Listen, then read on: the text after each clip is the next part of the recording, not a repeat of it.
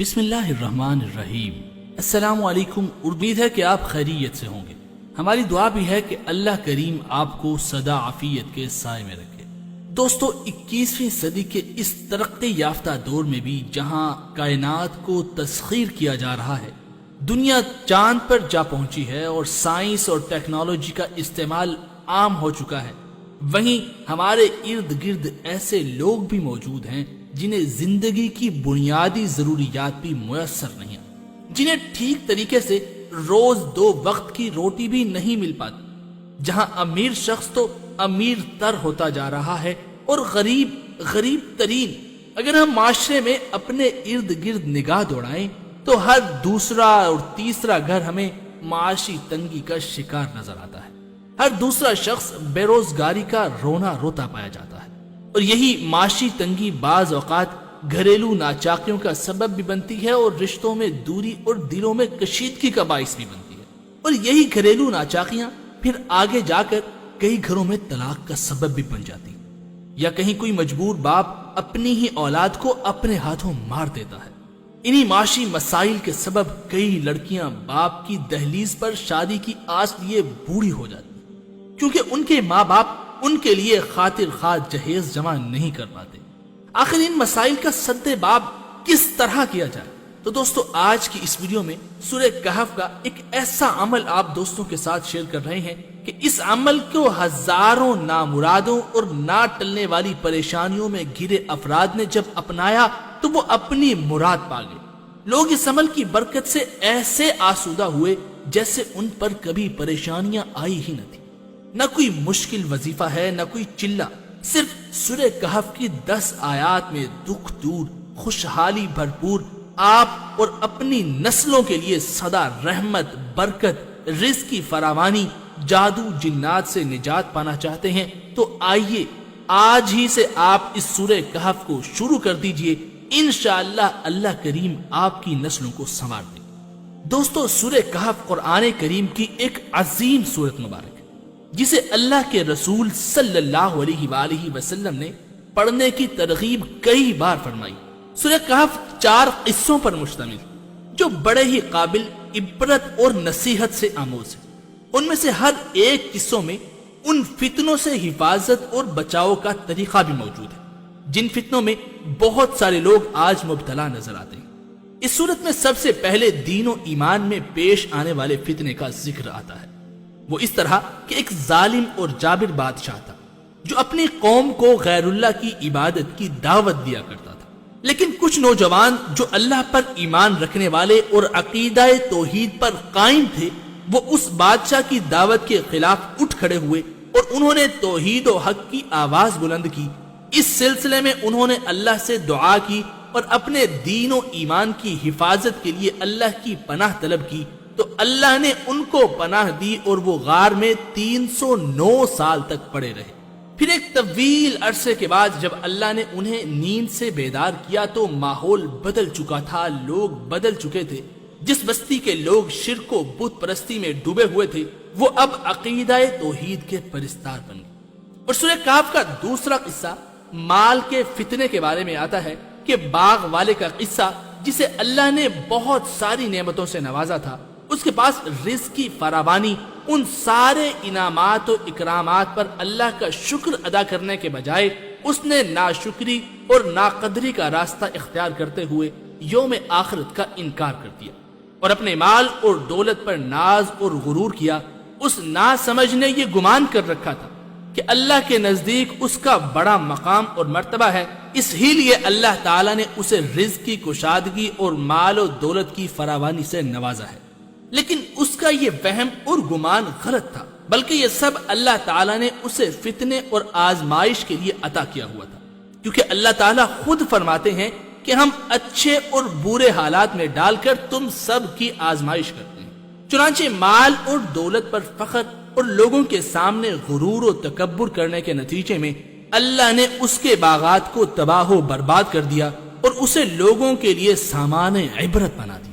دوستو، اس کا تیسرا قصہ کچھ یوں ہے کہ علم کے فتنے کا ذکر، یعنی انسان کو علم کی دولت ملے اور وہ اس علم کے فتنے میں مبتلا ہو جائے تو اللہ تعالیٰ نے اپنے نبی موسیٰ علیہ السلام کو اس فتنے سے محفوظ رکھنا چاہا۔ جب بنی اسرائیل نے ان سے پوچھا کہ سب سے بڑا عالم کون ہے تو موسیٰ علیہ السلام نے جواب دیا میں ہوں۔ ان کا یہ جواب تھا تو برحق، اس اعتبار سے کہ وہ رسولوں میں سے رسول تھے اور اللہ سے انہیں کلام کا شرف حاصل تھا، اور اللہ نے انہیں نور و ہدایت کی کتاب تورات عطا فرمائی تھی، لیکن ان سب کے باوجود اللہ نے ان کی سرزنش کی، کیونکہ سائل کے جواب میں انہوں نے یہ نہیں کہا کہ اللہ ہی بہتر جانتا ہے، بلکہ کہا کہ میں ہی سب سے بڑا عالم ہوں۔ چنانچہ اللہ نے انہیں بتایا کہ ہمارا ایک بندہ خضر ہے جو 2 دریاؤں کے سنگم پر رہتا ہے، اس کے پاس جو علم ہے وہ تمہارے پاس بالکل نہیں۔ لہٰذا علم کے فتنے سے محفوظ رہنے کا طریقہ یہ ہے کہ انسان اللہ کے لیے تواضع اور خاکساری اختیار کرے اور ہمیشہ اللہ کے اس فرمان کو یاد رکھے۔ اور چوتھے قصے میں بادشاہت، سلطنت اور جاہ و منصب کے فتنے کا ذکر۔ کتنے ہی لوگ ایسے ہیں کہ جب اللہ نے انہیں بادشاہت یا جاہ و منصب سے نوازا اور لوگوں کے اوپر حکمرانی کا موقع ملا تو انہوں نے ظلم و ستم کے پہاڑ ڈھائے، زمین میں فساد مچایا۔ تو اللہ تعالیٰ نے اس صورت میں اپنے ایک نیک بندے کا قصہ بیان کیا جس کے پاس مشرق سے مغرب تک کی حکمرانی، اسباب و وسائل کی فراوانی تھی، مگر اس بندے نے زمین پر فساد کے بجائے اصلاح کا کام کیا، غرور و تکبر کے بجائے تواضع و خاکساری کا راستہ اختیار کیا۔ لہذا دوستو اس صورت کی قدر و منزلت کو سمجھنا چاہیے، اس کی آیات میں غور و فکر کرنا چاہیے اور اس میں واقعات سے عبرت اور نصیحت حاصل کرنا چاہیے، بالخصوص اس لیے بھی کیونکہ ہر جمعہ کو یہ صورت پڑھی جاتی ہے، بلکہ اسے حفظ کر لینا چاہیے۔ اگر مکمل حفظ نہ کر سکیں تو کم از کم شروع کی 10 آیات کو ضرور حفظ کر لینا چاہیے تاکہ دجال کے فتنے سے محفوظ رہیں، کیونکہ دجال کا فتنہ آنے والے فتنوں میں سب سے بڑا فتنہ ہے۔ اور اگر کوئی شخص غربت کا شکار ہو، اس کی روزی کا کوئی ذریعہ نہ بن رہا ہو، تو اسے چاہیے 11 دن تک مکمل سورہ کہف کو بعد نماز عشاء صرف 1 مرتبہ پڑھے۔ انشاءاللہ یہ 1 مرتبہ سورہ کہف 11 دن تک پڑھے گا تو اللہ رب العزت اس کی روزی میں برکت اور فراخی عطا فرمائیں گے۔ کسی کو بھی معاشی پریشانی ہو، رزق کی کمی ہو، روزگار کا مسئلہ ہو یا کاروبار کی پریشانی ہو یا کوئی بھی مسئلہ ہو تو انشاءاللہ اس عمل سے ضرور حل ہو جائے گا۔ دوستو یہ بھی یاد رہے کہ نبی کریم صلی اللہ علیہ وآلہ وسلم نے اس سورت مبارکہ سے متعلق ارشاد فرمایا تھا کہ جس نے جمعہ کی رات سورہ کہف پڑھی اس کے اور بیت اللہ کے درمیان نور کی روشنی ہو جاتی۔ آپ صلی اللہ علیہ وآلہ وسلم نے یہ بھی فرمایا کہ جس شخص نے جمعہ کے دن سورہ کہف پڑھی اس کے لیے 2 جمعوں کے درمیان نور روشن ہو جاتا ہے، اور جس نے جمعہ کے دن سورہ کہف پڑھی تو اس کے قدموں کے نیچے سے لے کر آسمان تک نور پیدا ہو جاتا ہے جو قیامت کے دن اس کے لیے روشن ہوگا، اور ان دونوں جمعوں کے درمیان والے گناہ بھی معاف کر دیے جاتے ہیں۔ اور ایک اور روایت میں آتا ہے کہ جس شخص نے سورہ کہف کی آخری 10 آیات پڑھ لی پھر دجال نکل گیا تو دجال اس پر مسلط نہیں ہوگا، اور جس شخص نے سورہ کہف کی ابتدائی 3 آیات حفظ کر لی وہ دجال کے فتنہ سے محفوظ رہے گا۔ دوستو ایک شخص سورہ کہف پڑھ رہا تھا اور اس کے پاس 2 رسیوں میں ایک گھوڑا بندھا ہوا تھا، بس اس شخص کو بادل نے ڈھانپ لیا اور وہ اس کے قریب تر ہو گیا، پھر اس کا گھوڑا بدکنے لگا۔ جب صبح ہوئی تو اس نے نبی کریم صلی اللہ علیہ وآلہ وسلم سے اس واقعہ کا ذکر کیا تو نبی کریم نے فرمایا کہ وہ سکینہ تھا جو قرآن کی تلاوت کے باعث نازل ہوا تھا۔ دوستو جہاں اس سورت مبارکہ کے دینی فضائل اسی طرح بالکل اس کے دنیاوی فوائد بھی بے شمار ہیں۔ آپ رزق کی تنگیوں میں گرے ہیں، ملازمت سے بے روزگار ہیں، کام کاج سے فارغ ہیں، آپ رزق کی وجہ سے پریشان حال ہیں، تو آج ہی سے آپ عشاء کی نماز کے بعد 11 مرتبہ سورہ کہف کو روزانہ 1 مرتبہ پڑھنے کا معمول بنا لیجئے۔ انشاءاللہ جلد یا دیر میں اللہ رب العزت آپ کو رزق کی تنگیوں سے خلاصی عطا فرما دے گی۔